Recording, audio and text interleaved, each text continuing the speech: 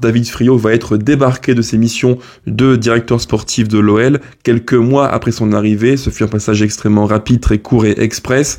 On ne pourra pas dire qu'il a marqué le club d'une empreinte indélébile, loin de là, si ce n'est plutôt en négatif qu'en positif. J'avais été un peu mis au courant via un ami, un de mes meilleurs potes qui est dans le monde sportif et proche, gravitant autour de l'OL, et qui m'avait écrit il y a maintenant 3 semaines en me disant: Mika, attention, c'est chaud, c'est très très chaud pour David Friot, et le moins que l'on puisse dire, c'est qu'effectivement, il avait la bonne information. Bravo à toi mon pote, tu te reconnaîtras dans la vidéo. Avant de commencer les gones, pensez à lâcher un petit pouce, pensez à commenter, à partager, à activer la cloche et vous abonner pour soutenir la chaîne, c'est super important, ça booste le contenu, ça booste le référencement, c'est un plus qui ne vous coûte rien mais qui encourage vraiment à en faire encore plus, rien que pour vous. Merci beaucoup les amis, allez, place à la vidéo, c'est parti.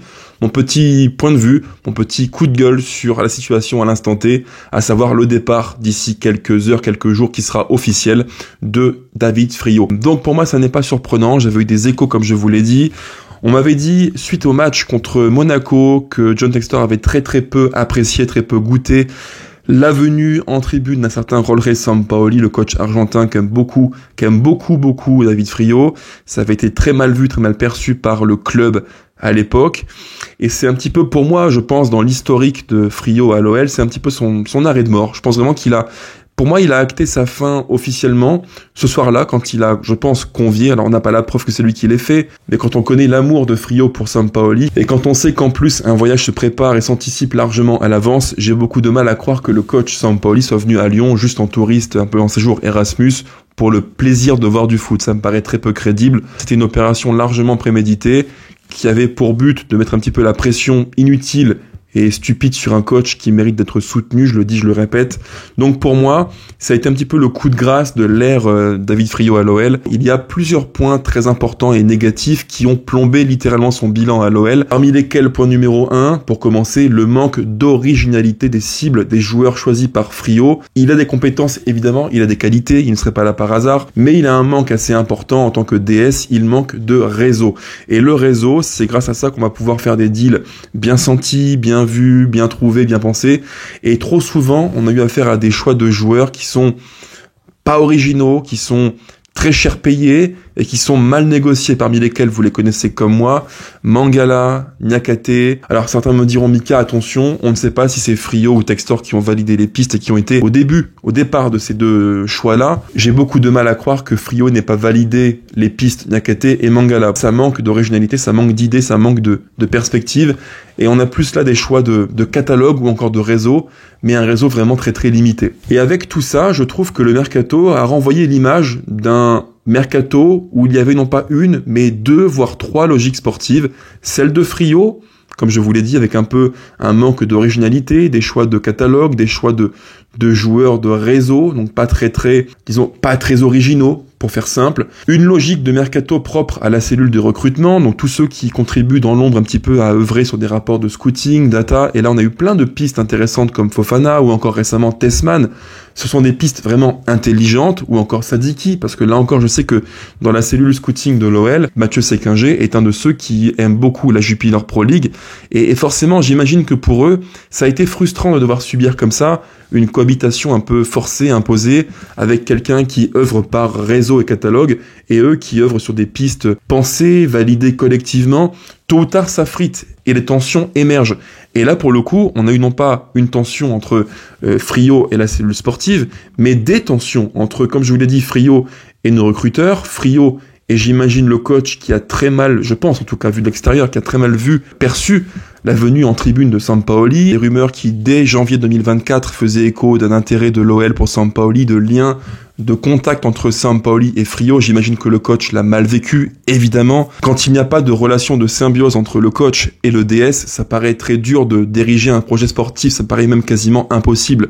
Je rappelle que dans tous les clubs du monde, quand un projet réussit, c'est qu'il y a une forme d'harmonie, de confiance réciproque et mutuelle entre dirigeants et staff. Ça paraît juste le b.a.-ba. Et là, en l'occurrence, on n'a jamais senti une vraie affinité, une vraie confiance entre Friot et le coach Pierre Sage. Et après coup, avec le recul, on peut se rappeler aussi de la prolongation très tardive du coach à l'OL qui est intervenu courant juin, très tardivement, alors que tout laissait penser qu'il allait être prolongé.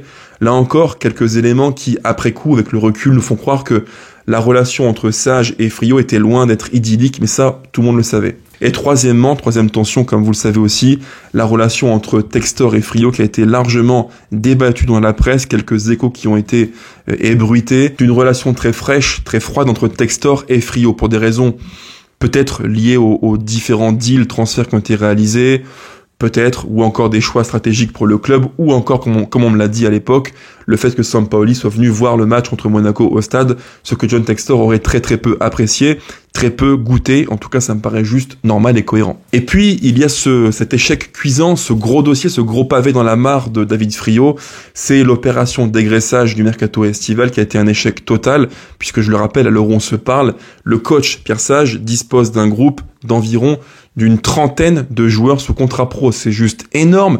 Et tous ceux qui ont joué au foot ou qui, comme moi, ont coaché à des niveaux divers et variés savent qu'en fait, c'est quasiment impossible de gérer un groupe dans lequel il y a pas moins de 7-8 attaquants, 6-7 milieux de terrain, 5-6-7 défenseurs. C'est injouable. C'est beaucoup trop. Je rappelle aussi que sur le poste de gardien de but, il y a non pas 1, 2, 3, mais 4 potentiels candidats qui peuvent chaque week-end postuler pour le match. Parmi lesquels, en tant que numéro 4, un certain Anthony Lopez que Friot n'a pas su exfiltrer. Et pour autant, c'était l'une de ses grandes missions que lui avait attribué Textor. Il devait, David Friot, exfiltrer les gros salaires, ce qui était indésirable pour le club. Et on rappelle que dans l'optique d'une stratégie multi-club textoriste made in Eagle Foot, les gros salaires à l'OL qui ont plus de 30 ans, 32, 33 ans, ce n'est pas compatible, ce n'est pas logique, ce n'est pas la logique du projet Eagle. Parce que le projet Eagle, là encore, il faut le rappeler, le fondement du projet Eagle, et c'est écrit noir sur blanc dans les différents documents de la presse, des communiqués liés à OL Group, l'ex-OL Group, le projet Eagle, c'est de prendre des joueurs à potentiel,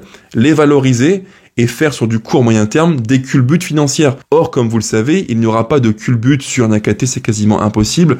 Mangala, on l'a vu, c'est extrêmement compliqué. Je ne parle même pas de Verretou, 31 ans, gros salaire, et encore moins de Benrahma, 29 ans, et qui joue de moins en moins avec l'OL. Donc pour moi, tous ces profils de joueurs qui ont entre 28 et 33, 34 ans et qu'on a payé extrêmement cher sous David Friot, sont autant de dossiers qui vont à l'encontre d'une logique sportive made in Eagle Foot. Ce n'est pas logique. On connaît maintenant le modèle de Eagle Foot, il est clair, il est simple. Prendre des joueurs jeunes, à valeur, à potentiel, les faire jouer, développer et espérer d'ici 1 ou 2 ou 3 ans les vendre à une valeur x2, x3. C'est ça le projet Eagle Foot. Ce n'est pas ce qu'a fait Friot depuis maintenant quasiment 1 an. Même si, là encore, je le dis, attention, il faut relativiser. Friot n'était pas non plus l'élément central du projet OL et Eagle Foot. On rappelle que le président reste John Textor et que c'est lui qui signe en fin de boucle l'échec. C'est lui qui valide les différentes opérations. Et donc, à ce titre, tout remettre sur le dos de Friot, c'est quand même sacrément facile. C'est dur d'exfiltrer les joueurs, c'est extrêmement difficile. Il faut trouver des points de chute qui leur conviennent, dans des conditions salariales, contractuelles qui là aussi leur conviennent. Bref, ce n'est pas simple du tout. C'est tout un art, c'est un boulot à part entière. Et là encore, il y a plein d'agents en Europe qui sont des experts en la matière, parmi lesquels un certain Pini Zahavi, qui est peut-être l'un de ceux qui est les plus référencés en la matière. C'est vraiment un art. Mais là encore, si l'OL voulait exfiltrer les gros salaires durant le mercato estival, il aurait peut-être fallu mandater un agent spécifique, expert du domaine, et qui naturellement aurait pris X% une commission du transfert qui aurait été réalisée. Mais là encore, n'est-ce pas un peu à l'encontre de la stratégie d'Eagle? Et j'imagine bien aisément que faire appel à un agent exfiltrateur qui prend une commission, ça ne doit pas plaire ni arranger certains dirigeants de l'OL qui espèrent eux aussi se rémunérer, et c'est fort logique, vous me direz, sur les différents transferts. Parce qu'au final, si on fait un peu le bilan de l'opération dégraissage de l'OL, c'est vraiment un échec, mais complet, sur toute la ligne, ou presque. Juste 3 noms, pour faire simple: Lopez, Lovren, Cherki. À eux 3, c'est environ, tenez-vous bien, en termes de salaire annuel, comprise charge patronale sociale, à peu près 15 à 20 millions. Je vous laisse imaginer, dans un contexte de droits TV qui sont en train de fondre comme neige au soleil, un contexte où l'OL doit vendre, s'engage à vendre auprès de la DNCG, y compris à baisser la masse salariale, faire une croix sur 15 à 20 millions d'euros salaire annuel chargé, forcément ça fait très mal. Pour autant, David Friot est-il le seul responsable? À mon sens, non. Évidemment non, ce serait tellement facile de dire que tous les torts reposent sur lui. Là encore, c'est un petit peu la loi du foot qui veut ça, vous le savez les amis. Dans un club de foot, quand les choses ne se déroulent pas très bien ou vont dans un sens qui n'est pas celui voulu par la direction, par le président, par le propriétaire, le fusible numéro 1, souvent c'est le coach, et quand ce n'est pas le coach, c'est le directeur sportif. C'est facile, on coupe une tête, et couper une tête, c'est comme pointer du doigt un coupable, un responsable. Couper une tête, ça soulage les cœurs, ça soulage les esprits, mais ça ne résout en rien, je le dis et je le répète, ça ne résout en rien les problèmes que connaît l'Olympique lyonnais, car ils sont bien plus profonds que la seule personne de David Friot, ils sont plus grands que lui, bien plus larges que lui, il y a non pas un, mais des problèmes, parmi lesquels, là encore, je vais enfoncer un clou dans la planche, mais ça me paraît juste normal de le faire. John Textor, qui à bien des égards est trop interventionniste, qui prend trop de place, qui interfère trop dans les choix qui sont faits au niveau sportif pour l'OL. Alors non, on ne refera pas le mercato estival de l'OL, on l'a suffisamment interprété, analysé, observé, mais quoi qu'il en soit, il y a plusieurs dossiers qui posent question, qui posent vraiment question, parmi lesquels, là encore, par exemple, la gestion désastreuse, cataclysmique du dossier Nuama, que John Textor a littéralement pressé pour aller signer en première ligue à Fulham, à Forest ou Everton. Là encore, en termes de gestion sportive humaine, quand un président interfère autant dans les choix d'un club et d'une direction sportive, ça interroge quelle cohérence, quelle cohésion peut-on avoir sur le plan sportif quand un joueur sur lequel on met 28 millions d'euros est poussé à la porte à peine quelques mois après son arrivée. Ça n'a aucun sens, aucune cohérence, ça n'est pas stable, c'est même carrément instable et illisible. Bref, tout ce qu'il ne faut pas faire et tout ce qui provoque l'échec sportif. Mais ce n'est pas tout, car John Textor est un homme rempli de rebondissements en tête. Dernier cas en date, c'est le cas Adrielson, que je ne comprends pas et qui, pour moi, à tous les niveaux, symbolise tout ce que l'OL a fait de mal durant le mercato estival et qui rend totalement incompréhensible, illisible, la stratégie sportive d'Eagle pour l'OL. En préparation, il joue, il fait des bouts de match, alors pas beaucoup, vous me direz, c'est vrai. Il a peu joué au global sous Pierre Sage, c'est vrai là aussi. Mais néanmoins, le coach semble se tourner vers un 3-5-2, tout au moins un schéma à 3 centraux, et en toute logique, j'imagine qu'Adrielson aurait joué plus cette saison que l'an passé, puisqu'il y avait 3 postes à pourvoir pour seulement 4 centraux de métier. À mon sens, Ligue 1, Europa League, il aurait eu ses matchs. Peut-être pas tout le temps comme titulaire, mais il aurait joué à l'OL, je pense, au moins 15-20 matchs, assurément. Mais John Textor passe par là, et comme vous le savez, avec John Textor, toute logique est balayée, donc on envoie à Botafogo Adrielson sur le gong en toute fin de mercato pour un prêt sec de 4 mois pour aller aider le club de Rio a gagné le Brasileiro et peut-être la Copa Libertadores. La presse française et brésilienne affirme que le coach Pierre Sage comptait sur Adrielson. Et tous ceux qui me diront « mais Mika, il a peu joué à l'OL, il faut relativiser, Sage ne le voulait pas », ne pas faire d'un joueur un titulaire en puissance du 11 ne signifie pas qu'on ne compte pas sur lui, ça n'a aucun rapport, même aucun sens.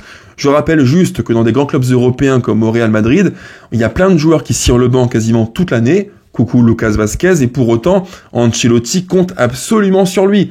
Je pense que Pierre Sage, dans son optique sportive sur du moyen long terme, il voyait en Adrielson un joueur qui aurait dû prendre du temps de jeu, jouer régulièrement et peut-être finir la saison avec 20, 25 ou 30 matchs. Mais toute cette logique sportive a été balayée par Textor qui a dit non, Adrielson, tu partiras à Rio, à Botafogo, tu iras aider mon club chéri, l'OL fera sans toi. Et de son côté, l'OL de Pierre Sage devra bricoler avec Tagliafico ou Tolisso comme centraux de non-métier. C'est donc ça, un club à 300 millions d'euros de budget. Super. Mais une fois qu'on a fait le bilan de l'ère Friot à l'OL, question qui est naturelle, c'est la suite. Que va donc faire John Textor pour l'OL? Vers quel modèle sportif se dirige l'Olympique lyonnais? Il y a 3 choix, les plus évidents. Choix numéro 1, l'OL pense peut-être à prendre un nouveau directeur sportif.